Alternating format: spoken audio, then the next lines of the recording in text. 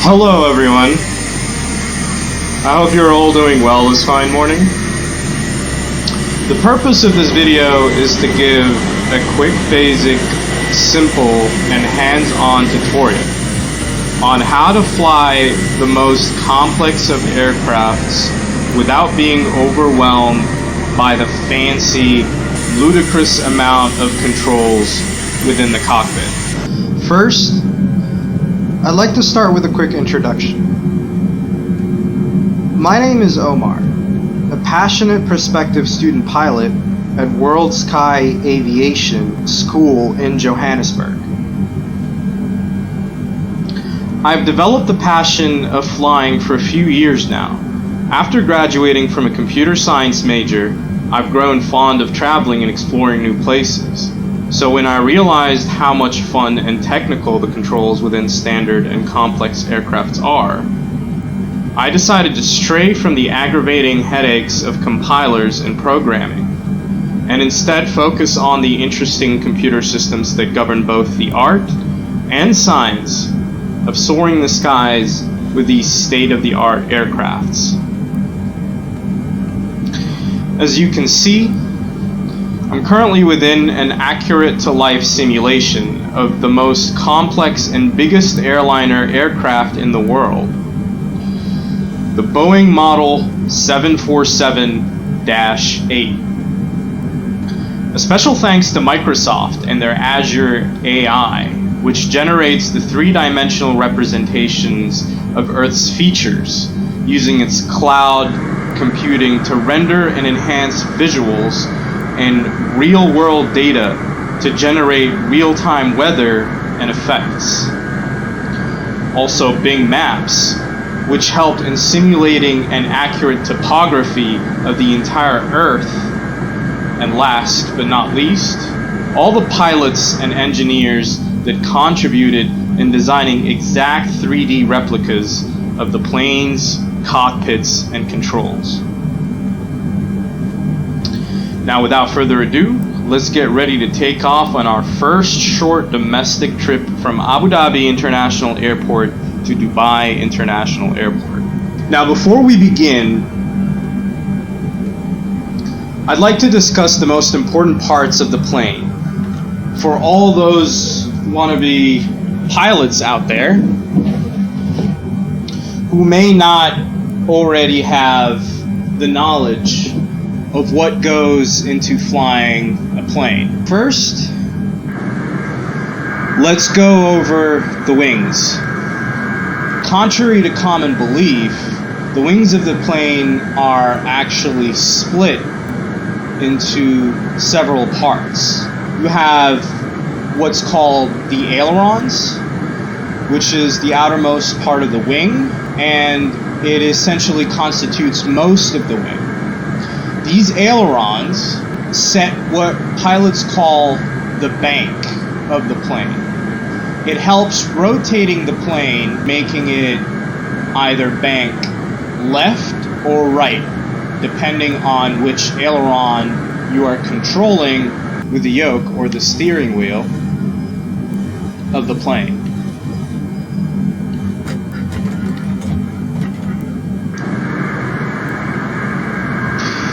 Now, the innermost part of the wing is a bit different. The innermost part of the wing is called the flap. Flaps essentially either extend or contract depending on how much you extend it within the cockpit. For example, right now the flaps are extended at a rate of 10 degrees. And if you pull it all the way back, it'll extend at a rate of 30 degrees. While you're in the air, you always want to make sure that the flaps are at 0 degrees for a smoother flight. Now, what the flaps do is that they essentially create what we call the drag. And what that means is that it creates air resistance for when you actually lift off or land the plane.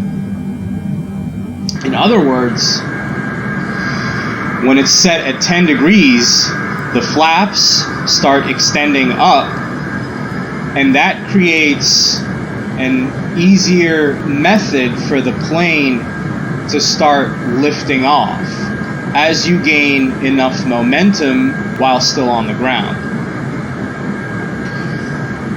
When you raise it up to 30 degrees, that's when the flaps are extended all the way out, meaning that there's enough drag or air resistance to slow down the plane as you're making a landing.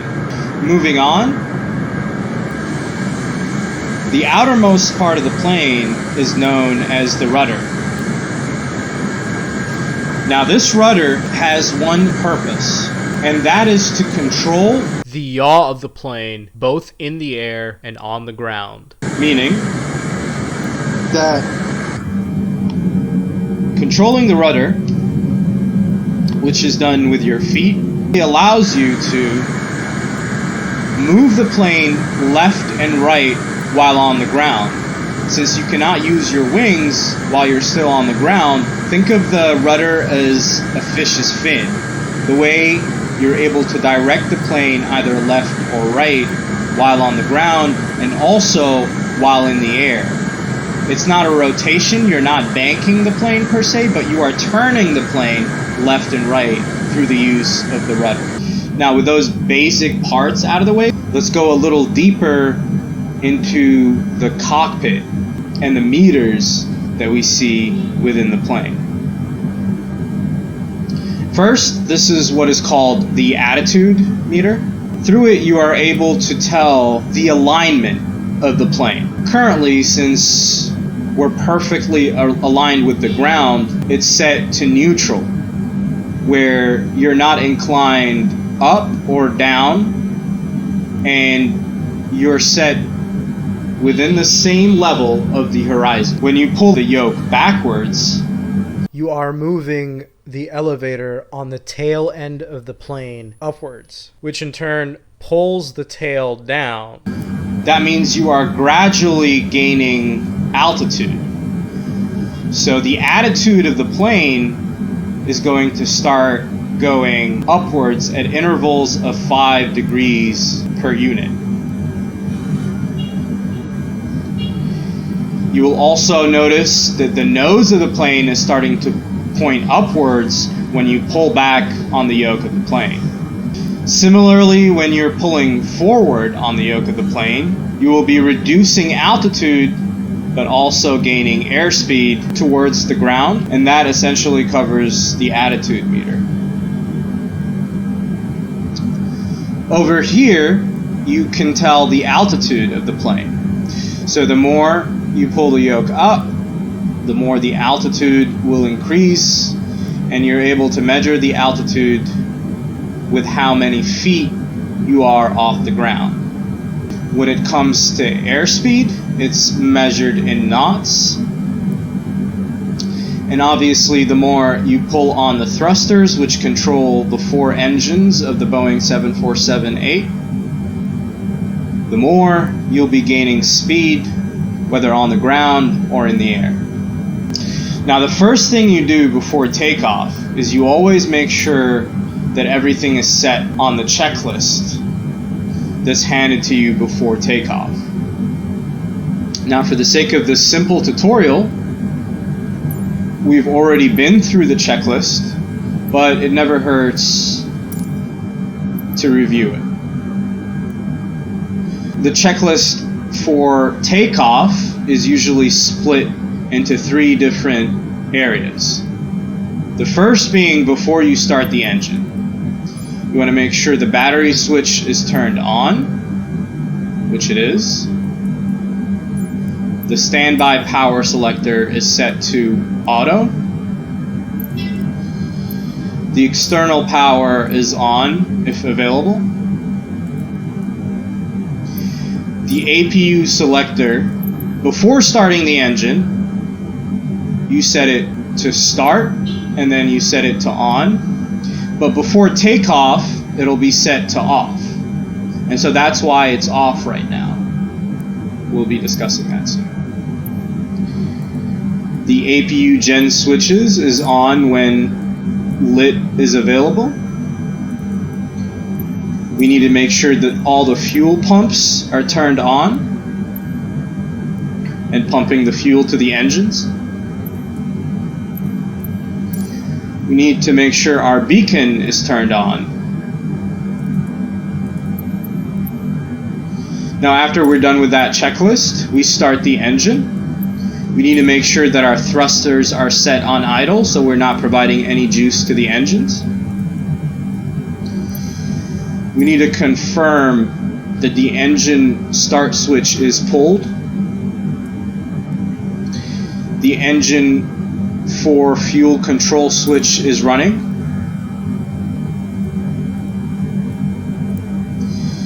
The EICAS is set to monitor.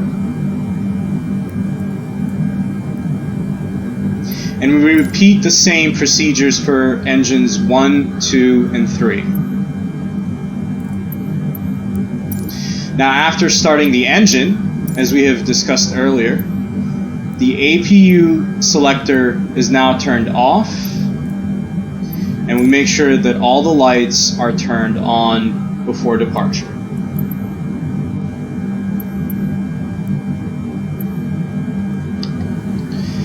Now that we are done with the checklist, we need to check our nav log to confirm where we're headed and to also start working on one of the most important aspects of becoming a pilot: how to function the autopilot system. So essentially what we're looking at here is our destination, which is Dubai International Airport. It's a distance of 34.07 nautical miles from our current position, and our estimated time of reaching there is 4 minutes and 8 seconds. So it's a fairly short trip.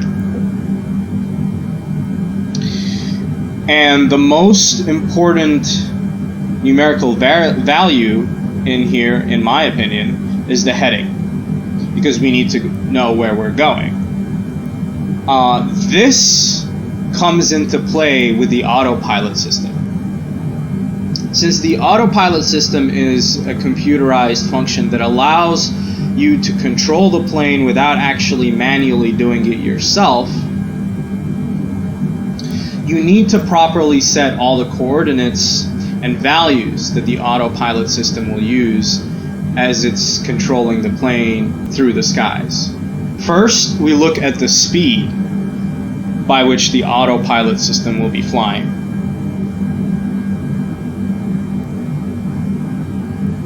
Since Dubai International Airport is a short distance away, we'll be setting the airspeed to 250 knots. And make sure to turn the speed mode on so that it registers it once we turn on the autopilot. Now that we've set the speed, we need to set the heading, which is essentially where the plane will be headed as we soar through the sky.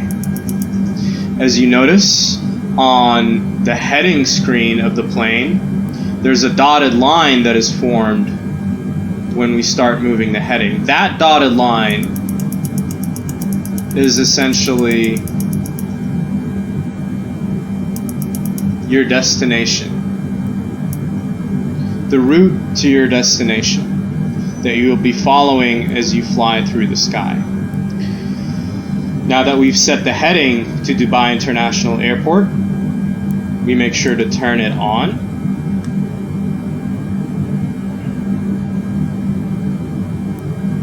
And next, we set the altitude that we want the plane to be on.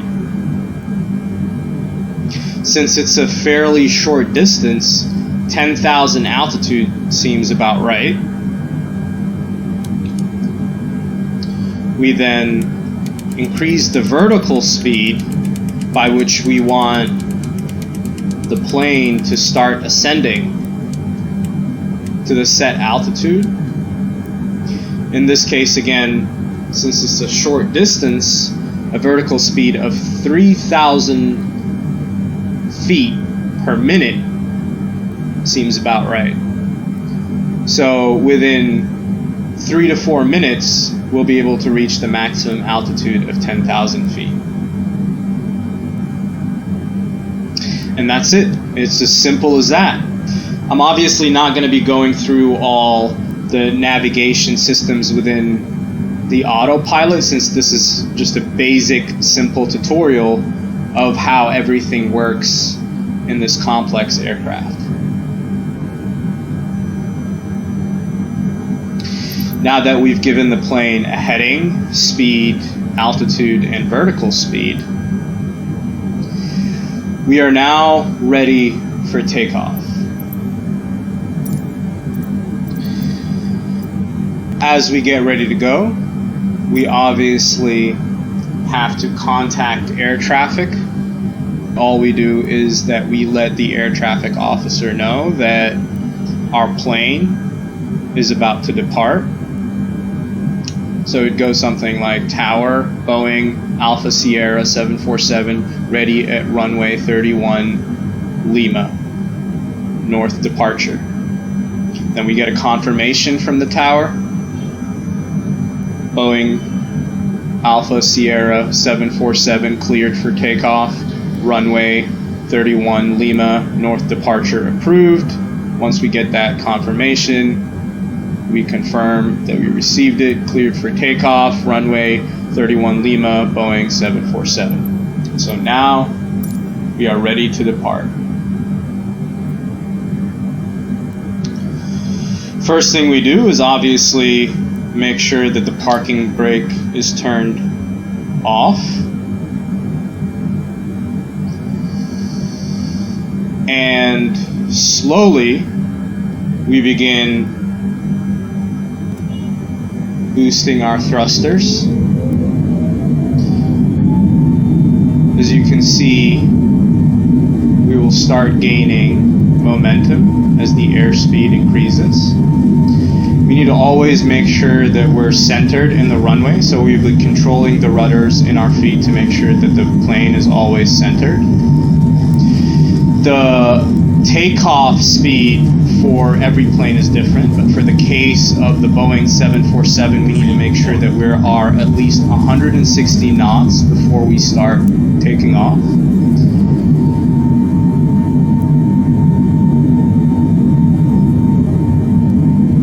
Now, as you can see, the attitude of the plane is towards the sky.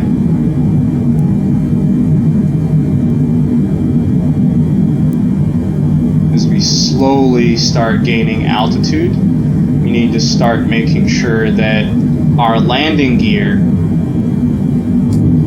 is up. And also, since we're up in the air now, we need to make sure that our flaps are up.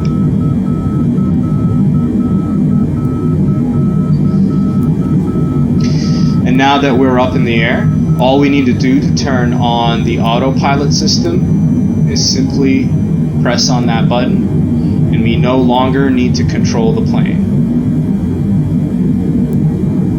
The autopilot system starts taking over using the units that you've prescribed for it earlier, and so you can see it's slowly controlling the thrusters as well, controlling the yoke, and making sure that we're on the right track by setting us to the heading that we set in earlier that will allow us to reach Dubai International Airport in due time.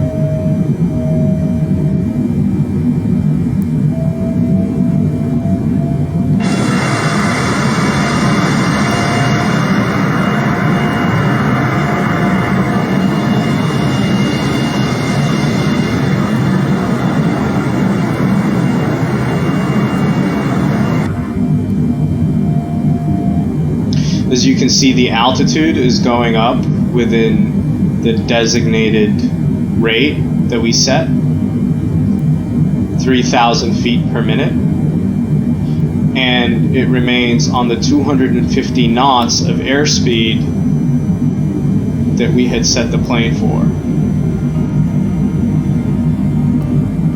So the autopilot functions exactly how it should.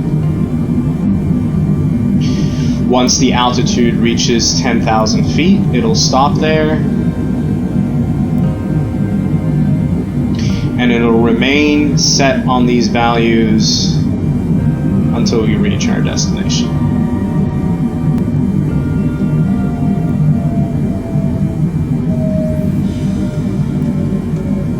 As you can see, now that we are approaching the 10,000 feet altitude, the thrusters are now pulled back to make sure that we maintain the 10,000 feet altitude and 250 knots of airspeed.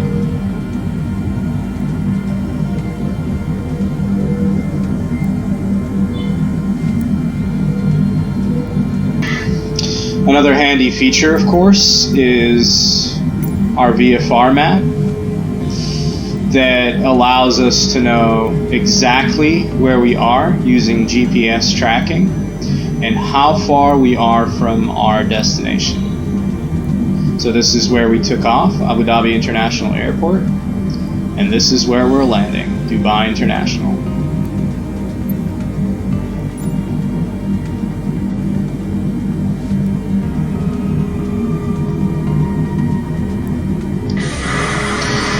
Now, all we have to do is sit back and enjoy the flight until it's time for a landing.